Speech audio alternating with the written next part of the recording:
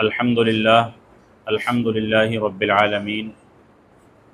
والعاقبۃ للمتقین والصلاة والسلام علی سید الانبیاء والمرسلین وعلی آلہ وصحبہ اجمعین، اما بعد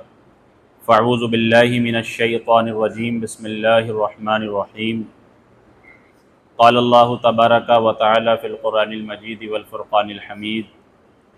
اعوذ باللہ من الشیطان الرجیم، بسم اللہ الرحمن الرحیم۔ وَأَقِيمُوا الصَّلَاةَ وَآتُوا الزَّكَاةَ وقال تبارک و تعالی فی مقام آخر، وما تقدموا لأنفسکم من خیر تجدوه عند اللہ هو خیرا وأعظم اجرا واستغفروا اللہ ان اللہ غفور رحیم۔ آمنت باللہ صدق اللہ العلی العظیم وصدق رسولہ النبی الامین الکریم ونحن علی ذلک لمن الشاہدین والشاکرین والحمد للہ رب العالمین۔ آئیے حضرات، بارگاہ رسالت مآب صلی اللہ تعالیٰ علیہ وسلم میں درود پاک کا نذرانہ پیش کریں۔ پڑھیں اللہم صلی علی سیدنا و مولانا محمد وبارک وسلم، صلو علیہ صلاۃ و سلام علیک یا رسول اللہ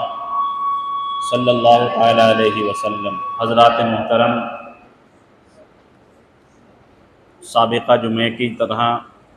اس جمعۃ المبارک میں بھی آپ کو انشاءاللہ الرحمن سنت و نوافل پڑھنے کا موقع دیا جائے گا،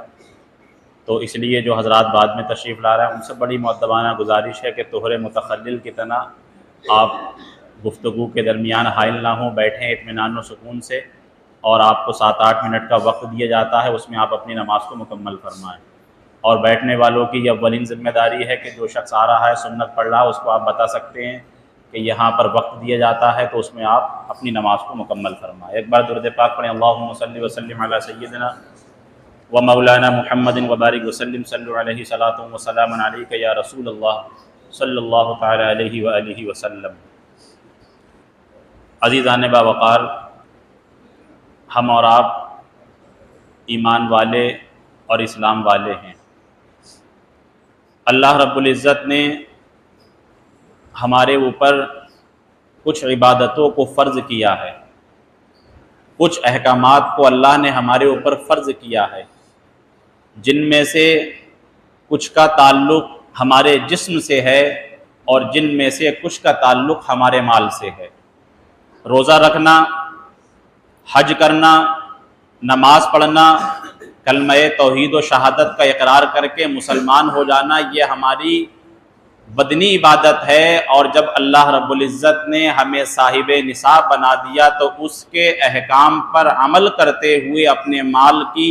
زکوٰۃ کما حقہ نکالنا، یہ ہماری مالی عبادت ہے۔ اور آپ قرآن عظیم کو جب پڑھیں گے گہرائی سے اور دیکھیں گے تو 32 مرتبہ اللہ رب العزت نے جہاں نماز کو فرمایا کہ وَأَقِیمُوا الصَّلَاةَ، نماز قائم کرو، وہیں اللہ نے اس کے فوراً بعد بغیر کسی فاصلے کے اپنے بندوں کو حکم فرمایا کہ تم زکوٰۃ کی ادائیگی کرو۔ جیسے بدنی عبادتوں میں، وقتی عبادتوں میں سب سے افضل عبادت نماز ہے، کیونکہ سرکار نے فرمایا الصلاۃ معراج المومنین، کہ مومنین کی معراج جو ہے وہ ان کی نماز ہوا کرتی ہے۔ جیسے سرکار دو عالم صلی اللہ علیہ وآلہ وسلم کو 27 رجب المرجب کو اللہ کا دیدار ہوا، اللہ نے اپنے قریب بلایا، اپنے انعامات سے نوازا، تو سرکار کی معراج وہ تھی۔ اور سرکار فرماتے ہیں مومن کی معراج نماز ہے، کہ جب مومن نماز پڑھتا ہے تو گویا کہ اللہ تعالیٰ اس کو عروج اور ارتقاء عطا فرماتا ہے۔ تو اللہ نے اپنے قرآن میں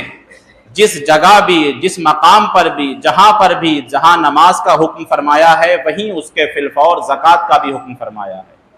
اور زکوٰۃ ایک معمولی یا کوئی کمتر چیز نہیں ہے، بلکہ اسلام کے اراکین، اسلام کے رکن، اسلام کے پلرز، جن کو ماننے کے بعد، جن کو پورا کرنے کے بعد انسان مسلمان بنتا ہے، ان میں سے ایک رکن ہے زکوٰۃ کی ادائیگی کرنا۔ جب حضرت جبریل امی حضور صلی اللہ تعالیٰ علیہ وآلہ وسلم کی بارگاہ میں حاضر ہوئے اور آپ نے پوچھا کہ ایمان کیا ہے، اسلام کیا ہے، احسان کیا ہے، تو آپ نے فرمایا اسلام یہ ہے کہ تم کلمہ توحید کا اقرار کرو، نماز پڑھو، زکوٰۃ دو، حج کرو۔ یہ اللہ رب العزت نے ہمارے اوپر مسلمان ہونے کے لیے جو احکام فرض کیے ہیں، یہ 5 چیزیں ہیں۔ کلمہ شہادت کا اقرار کریں گے، نماز، روزہ، حج اور زکوٰۃ. تو جیسے حج کرنا مال ہونے کے باوجود فرض ہے، وقت ہوتے ہوئے نماز فرض ہے، رمضان ہوتے ہوئے روزے فرض ہیں، ٹھیک اسی طرح بلا تشبیہ و تمثیل اگر ہمیں اللہ نے مال دیا ہے تو ہمارے پاس مال ہوتے ہوئے جب وہ مال جو شریعت اسلامیہ نے اس کے قوانین بتائے ہیں، اس کے قواعد بتائے ہیں، اس کی اگر پوری پاسداری ہو رہی ہے تو ہمارے اوپر 2.5% زکوٰۃ فرض ہے. اور پھر زکوٰۃ جو فرض ہے مومنین پہ، یہ اللہ رب العزت نے مومنین کی علامت بتائی ہے، مومنین کی نشاندہی بتائی ہے، ایمان والوں کی پہچان بتائی ہے. کیونکہ میں نے بارہا آپ کے سے جمعے میں عرض کیا ہے کہ ہم میں اور غیروں کے درمیان جسم اور شکل کے اعتبار سے کوئی فرق نہیں ہے.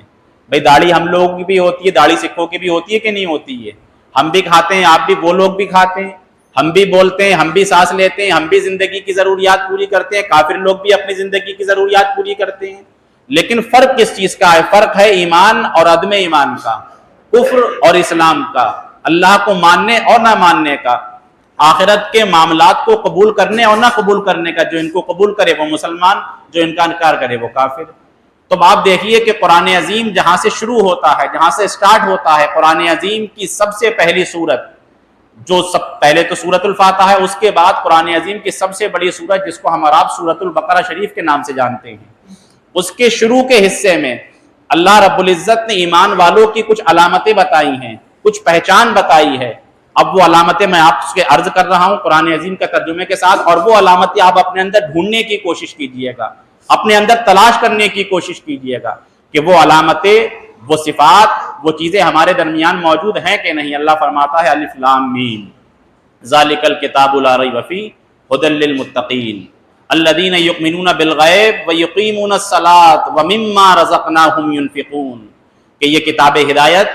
تمام مومنین کے لیے ہے، تمام مسلمانوں کے لیے ہے. جو بھی اس کتاب کے اندر ہدایت تلاش کرنے کی کوشش کرے گا، اللہ رب العزت اس کو قرآن کے ذریعے ہدایت دے گا، اللہ اس کو قرآن کے ذریعے بخشش اور مغفرت دے گا. پھر اللہ نے فرمایا الذین یؤمنون بالغیب، اور ایمان والوں کی سب سے پہلی صفت ہم اور آپ کی یہ ہے کہ ہم غیب پہ ایمان رکھتے ہیں. جو چیز ہمیں سمجھ میں آئے ہم اس پہ بھی ایمان رکھتے ہیں، اور جو چیز سمجھ میں نہ آئے اس پہ بھی ایمان رکھتے ہیں. ہم میں اور آپ میں سے کسی نے نہ جنت کو دیکھا ہے، نہ جہنم کو دیکھا ہے، نہ پل صراط کو دیکھا ہے، نہ عذاب قبر کو دیکھا ہے. لیکن سرور کونین صلی اللہ تعالیٰ علیہ وآلہ وسلم نے جب فرما دیا کہ جنت ہے، جہنم ہے، پل صراط ہے، عذاب قبر حق ہے، اب ہماری عقل کے گھوڑے کتنے ہی اس کا انکار کریں، ہمارا ایمان اس بات کا اقرار کرے گا کہ سرکار نے فرما دیا تو یقیناً یہ حق ہے اور یہ ہم سب کے ساتھ ہونا ہے. تو ایمان والوں کی سب سے پہلی صفت اللہ نے بتائی الذین یؤمنون بالغیب،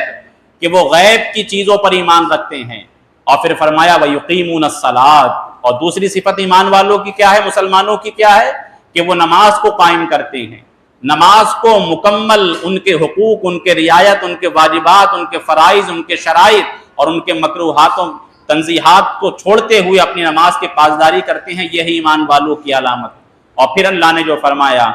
وَمِمَّا رَزَقْنَاهُمْ يُنْفِقُونَ، تیسری ایمان والوں کی صفت جو آج میری گفتگو کا عنوان بھی ہے، یہ ہے کہ وَمِمَّا رَزَقْنَاهُمْ يُنْفِقُونَ، جو کچھ ہم نے ان کو دیا ہے اس میں سے وہ ہماری راہ میں خرچ کرتے ہیں. کبھی کبھی جب ہمارے پاس دولت آ جاتی ہے، شہرت آ جاتی ہے، تو ہم اپنے غرور کے لہجے میں کہتے ہیں یہ سب کچھ میری محنت ہے. عزیز، یہ آپ کی محنت نہیں، یہ اس کی رحمت ہے. یہ آپ کی اپنے عقل کے تصورات و تخیلات کا کمال نہیں ہے، بلکہ یہ تو اس کے ہمارے اعمال سیئہ اور اعمال قبیحہ دیکھتے ہوئے بھی وہ رزق عطا فرما رہا ہے، تو یہ اس کا فضل اور کرم ہے. تو اللہ نے فرمایا کہ تم زکوٰۃ دیتے وقت، صدقہ دیتے وقت، خیرات دیتے وقت، امداد کرتے وقت، کسی مسلمان کی معاونت کرتے وقت اپنے ذہن میں یہ تکبر مت پیدا کر لینا، اپنے ذہن میں یہ خیال مت پیدا کر لینا کہ ہم یہ کر رہے ہیں، بلکہ اللہ نے ہمارے اس فکر کو ہی بالکل بے قرار دے دیا، کالعدم قرار دے دیا، کنڈم کر دیا کہ وَمِمَّا، جو تم کچھ خرچ کر رہے ہو یہ تو ہمارا ہے. وَمِمَّا رَزَقْنَاهُمْ يُنْفِقُونَ، اور جو ہم نے تمہیں دیا ہے تم اس میں سے خرچ کرو، ہماری ذات پہ کوئی احسان نہیں کر رہے ہو. تو ایمان والوں کی یہ تیسری صفت ہے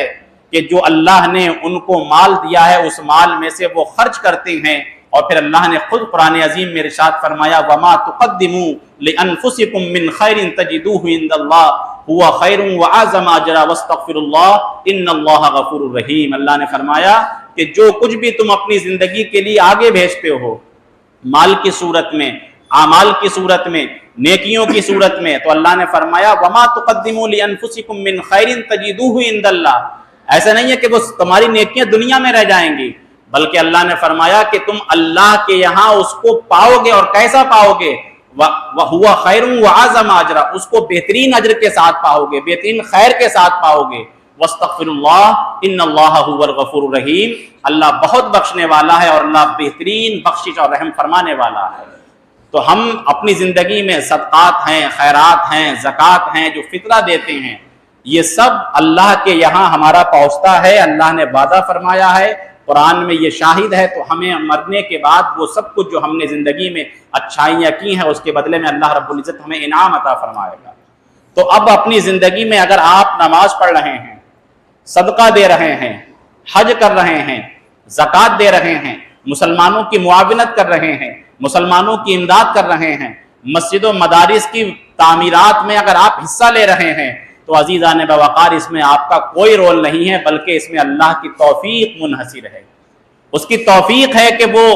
اس کی توفیق ہوئی ہے کہ جب اذان ہوئی تو اس نے ہمیں کہیں اور نہ بھیج کر کے اپنے در پہ بھیج دیا۔ یہ اس کی توفیق ہے کہ جب ہم نے اپنی مسجد سے آواز سن لی اذان کی تو ہم دنیا کے لہو و لہب میں نہ لگے، بلکہ اس کی عبادت اور ریاضت کرنے کے لیے اس کی یہاں حاضر ہو گئے، اور جو اس کی بارگاہ میں حاضر ہوتے ہیں اور آنسو بہاتے ہیں، اللہ تعالیٰ ان کی بخشش اور مغفرت فرماتا ہے۔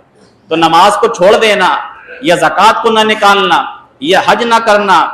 یا اس طریقے سے قوانین نہ کر کے اس پہ غرور و مبتلا مت ہوئیے گا آپ، بلکہ آپ اپنے ضمیر اور اپنے ایمان سے اس بات کا سوال کیجئے، شاید کہ اللہ کی نظر مجھ سے دور ہو گئی ہے، شاید کہ اللہ کی رحمت مجھ سے دور ہو گئی ہے۔ یہ تو اللہ کی توفیق ہے کہ وہ اپنے در پہ بلا لیتا ہے، یہ تو اس کی توفیق ہے کہ وہ جو اس نے ہمیں مال عطا کیا ہے اسی مال میں سے اپنی بارگاہ میں کچھ خرچ کرا لیتا ہے، ورنہ اس زندگی میں اللہ نے جو کچھ مال دیا ہے، جو کچھ پیسہ دیا ہے، جو کچھ دولت دی ہے، جو کچھ شہرت دی ہے، اللہ کے یہاں ہر ایک چیز کا حساب ہونا ہے، اور ہر ذرے کا، ہر لمحے کا، ہر وقت کا اللہ کی بارگاہ میں جب ہم کھڑے ہوں گے تو اللہ کی بارگاہ میں ان سب چیزوں کا حساب دینا ہوگا۔ تو یہ اس کا بڑا کرم نہیں اور فضل نہیں تو کیا ہے کہ وہ ہمیں توفیق دے دیتا ہے، اس کی توفیق سے ہم حاضر ہو جاتے ہیں، اس کی توفیق سے ہم نماز پڑھ لیتے ہیں، اس کی توفیق سے ہم زکوٰۃ دے دیتے ہیں، اس کی توفیق سے ہم حج کر لیتے ہیں، اس کی توفیق سے ہم مسلمانوں کی معاونت کر دیتے ہیں۔ تو اس کو آپ اپنا کمال مت جانیے، بلکہ اللہ کی توفیق جانیے گا، اور جب بھی کبھی نماز چھوٹے، مال ہوتے ہوئے مال کی محبت اگر آپ کو دوڑا رہی ہے اور زکوٰۃ دینے کے لیے شیطان آپ کو بلغرا رہا ہے کہ زکوٰۃ دے دو گے مال میں کمی ہو جائے گی، تو فوراً اپنے دل میں یہ خیال پیدا کر لینا شاید کہ آج ہم سے اللہ کی توفیق دور ہو گئی ہے، شاید کہ آج اللہ کی ہم سے رحمت دور ہو گئی ہے۔ ورنہ اللہ نے تو ایمان والوں کی صفت بتائی وَمِمَّا رَزَقْنَاهُمْ يُنْفِقُونَ، کہ جو کچھ ہم نے ان کو زندگی میں دیا ہے وہ اس زندگی میں ہماری عطا کردہ دی ہوئی چیز کو اللہ کی بارگاہ میں خرچ کرتے ہیں، اس میں تمہارا ہمارا کوئی کمال نہیں ہے، لیکن پھر اس کی رحمت دیکھو، اسی کا مال ہے اور اسی کی بارگاہ میں خرچ کرتے ہو، اور پھر فرما رہا ہے کہ جو کچھ تم ہماری بارگاہ میں خرچ کرتے ہو جب کل قیامت کے دن اٹھو گے تو اللہ تعالیٰ اس سے بہتر اجر اور اس سے زیادہ بہتر اجر و ثواب عطا فرمائے گا۔ تو اس لیے عزیزان باوقار یہ مہینہ ہمارے اوپر اللہ رب العزت نے رحمتوں کا، مغفرت کا، بخشش کا نزول فرمایا ہے، تو ہماری اور آپ کی ذمہ داری بنتی ہے کہ اگر اللہ رب العزت نے ہمیں صاحب نصاب بنایا ہے تو ہم اپنے زکوٰۃ کی مکمل طور پہ پاسداری کریں، زکوٰۃ نکالنے کی کوشش کریں، چونکہ ہمارے اسلام میں جو زکوٰۃ کا نظام آیا ہے، جو زکوٰۃ کے نظام کو اللہ رب العزت نے حضور نبی کریم صلی اللہ تعالیٰ علیہ وآلہ وسلم کے ذریعے مسلمانوں میں رائج کیا ہے، اس کی بنیادی وجہ یہ ہے کہ مسلمانوں سے غربت کا خاتمہ ہو جائے،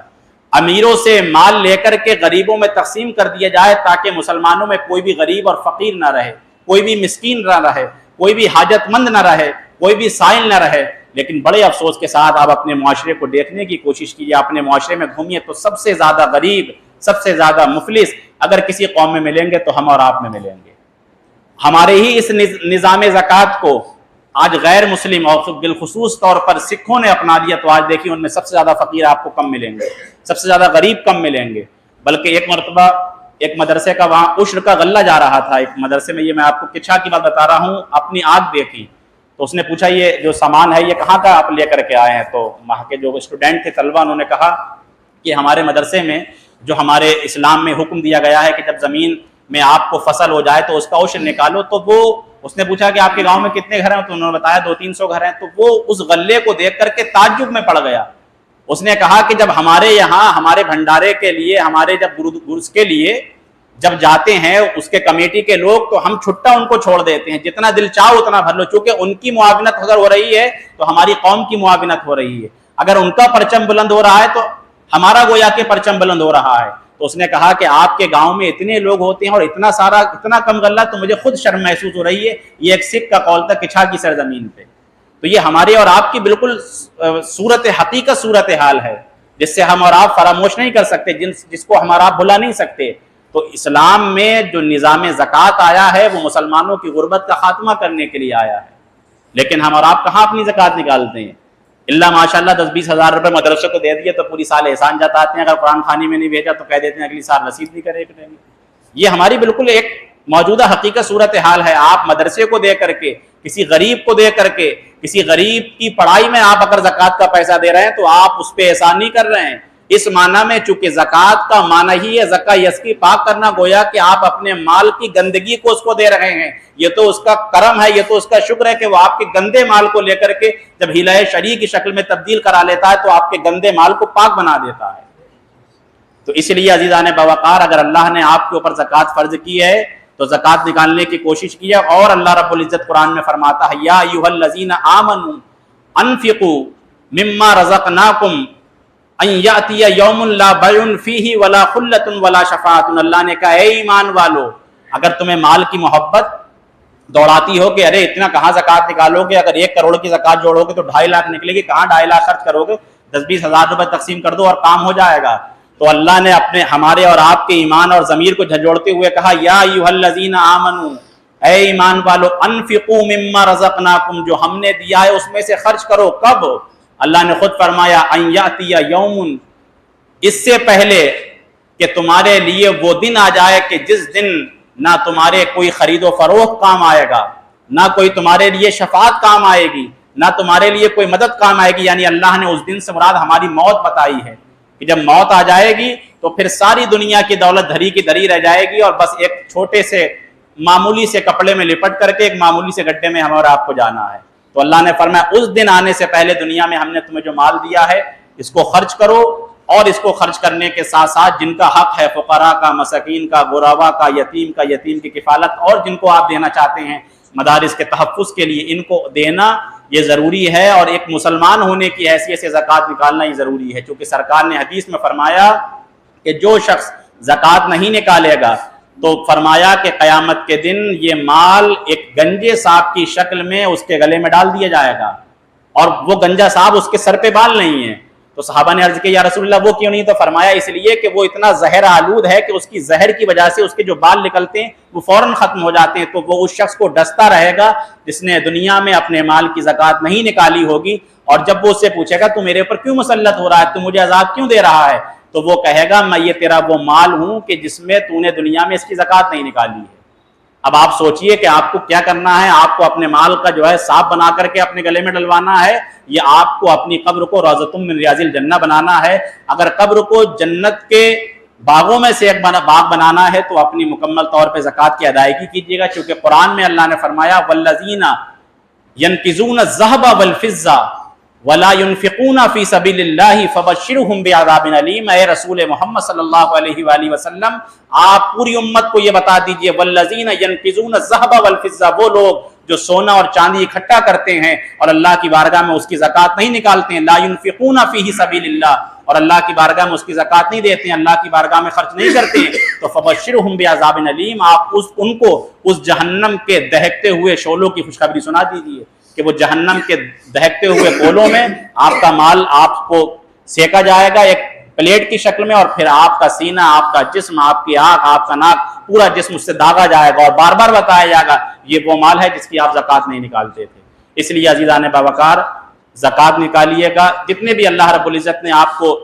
صاحب استطاعت بنایا اس حساب سے زکوٰۃ نکالنے کی کوشش کیجیے گا، اور اللہ کی بارگاہ میں دعا کیجیے گا کہ مولا کریم ہم سب کو اس کے بتائے ہوئے احکامات اور اس کے معاملات پر کما حقہ چلنے کی توفیق عطا فرمائے. اور آخر میں جاتے جاتے ایک میں بات اور عرض کر دوں کہ یہ جمعہ جو ہے یہ جمعہ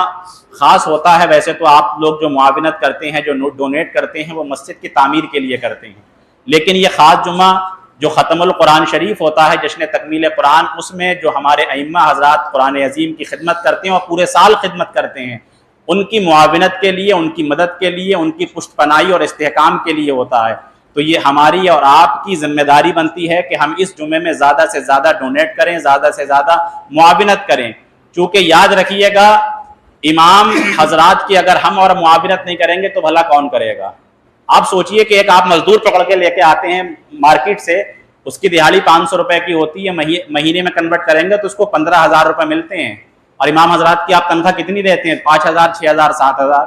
یا تو آپ اپنی مارکیٹ میں یہ لگا دیجئے کہ امام صاحب میٹ لینے جائیں گے تو 50% ڈسکاؤنٹ، چپل لینے جائیں گے تو 50% ڈسکاؤنٹ، کپڑا لینے جائیں گے تو 50% ڈسکاؤنٹ، میڈیکل پہ دکھائیں گے تو 50% ڈسکاؤنٹ. ارے بھائی، امام بھی تو انسان ہی ہے کہ فرشتے تو ان کے لیے دولت لے کر کے نازل ہوں گے نہیں. ہمیں اور آپ کو ڈونیٹ کرنا ہی نہیں کرنا ہے، ہمیں اور آپ کو معاونت کرنا ہی نہیں کرنا. اگر ہر شخص، زیادہ نہیں، ہر شخص پورے سال صرف امام اور مؤذن کے نام سے 5 روپے اگر اپنے پاس اکٹھا کرے تو سال میں 1825 روپے بنتے ہیں. اور اگر اس مسجد میں 400 آدمی نماز پڑھتے ہیں تو سالانہ امام کی معاونت کے لیے 7,20,000 روپے بنتے ہیں. اگر اس کو آپ کنورٹ کریں گے تو ہر مہینے میں ایک امام کی تنخواہ 40,000 اور ہر مؤذن کی تنخواہ 20,000 روپے ہو سکتی ہے. آپ کو کتنا دینا؟ صرف 5 روپیہ ایک دن کے لیے. آپ گٹکا کھا کر کے اڑا دیتے ہیں دن بھر میں 50 روپے کا، جس کو اگر آپ سال میں کنورٹ کریں گے تو 15-18,000 روپے گٹکا بنے گا آپ کا، اور جس کا آخرت میں حساب بھی دینا ہے.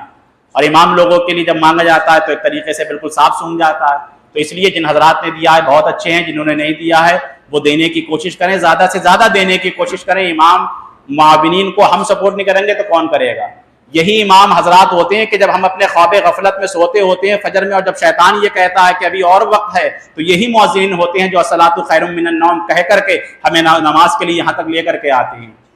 جاڑوں میں نماز پڑھنا بہت آسان ہوتا ہے، لیکن گرمیوں میں فجر پڑھنا، چونکہ رات بہت تنگ ہوتی ہے، اس وقت 4 بجے اور 4:30 بجے اٹھ کر کے آپ کی محلے کی مسجد کو قرآن عظیم کی تلاوت سے آباد کرنا، یہ بڑا مشکل کام ہوتا ہے. اور یہ کام ہمارا آپ نہیں بلکہ ہمارے محلے اور مسجد کے امام حضرات کرتے ہیں. تو کیا سال میں ایک مرتبہ وقت آیا ہم معاونت نہیں کر سکتے؟ کیا ہم مدد نہیں کر سکتے؟ 200-500 روپے ہم ویسے اڑا دیتے ہیں، فضول خرچی میں کر دیتے ہیں، کوئی مسئلہ پڑ گیا تو آپ نپٹا دیتے ہیں. تو ہماری یہ ذمہ داری بنتی ہے کہ اپنے امام کی، اپنے مقتدا کی، اپنے پیشوا کی ہر طریقے سے مدد کریں، معاونت کریں. یہ ہمارے سہارے ہیں، ہم ان کے سہارے ہیں. جب گھر میں انتقال ہوتا تو سب سے پہلے یہ یاد آتا کہ امام صاحب کہاں پر ہیں، لیکن ان کا بھی یہ شکوہ نہیں ہوتا کہ آپ نے ہمیں کوئی معاونت کری، ہم نماز جنازہ کی پڑھا. یہ ان کا حق بھی ہے اور یہ ان کی محبت ہوا کرتی ہے. تو اس لیے عزیزان باوقار، زیادہ سے زیادہ آپ امام حضرات کی معاونت کریں. تنخواہ کو لے کر کے غور و فکر کیا کریں. جب آپ کا 7-8 ہزار روپے میں خرچ پورا نہیں ہو سکتا ہے تو امام حضرات کا کیسے خرچ پورا ہوتا ہوگا؟ اللہ کی بارگاہ میں دعا کریں کہ مولا کریم ہم سب کو کہنے سے زیادہ عمل کی توفیق عطا فرمائے. آمین آمین بجاہ سید المرسلین وعلی آلہ واصحابہ اجمعین. استغفر اللہ ربی من کل ذنب واتوب الیہ واقول لا الہ الا اللہ محمد رسول اللہ صلی اللہ تعالی علیہ وسلم.